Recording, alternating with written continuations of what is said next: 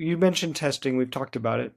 Now, of course, testing and metrics are very easy to get, and you can do all kinds of things with measuring and determining whether they mean anything. Now, 50 years ago, there probably weren't nearly as much things you could measure. Metrics. You put an ad in a magazine or an ad up on a billboard, and you probably had impressions, and then you had sales.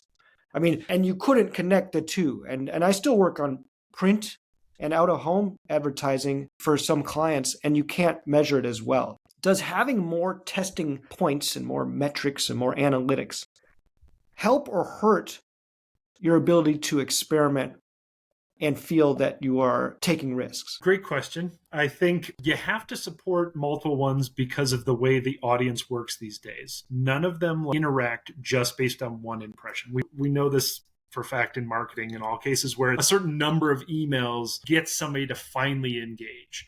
Or they saw a billboard and then they saw a commercial and then they saw your email and then they saw your paid ad and then decided to reach out.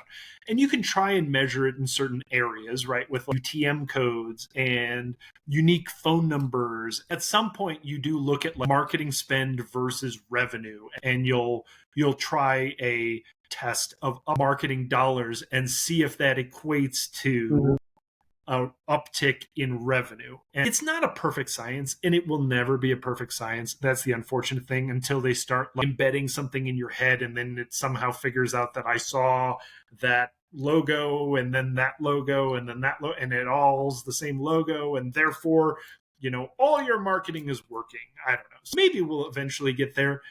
Scary to think about chips in my head, but regardless, there is maybe a future in which that exists. We had one where we were running social campaigns as far as interactions and having real conversations with people asking questions in Reddit and Quora. I'd love to say that that post obviously led to that human going and looking at that video or that article, but you never know where the spread is, because the content may have been so impactful to them that they ended up sharing that link to other people in their organization. It might led to them going on their phones and looking at a wider catalog of articles.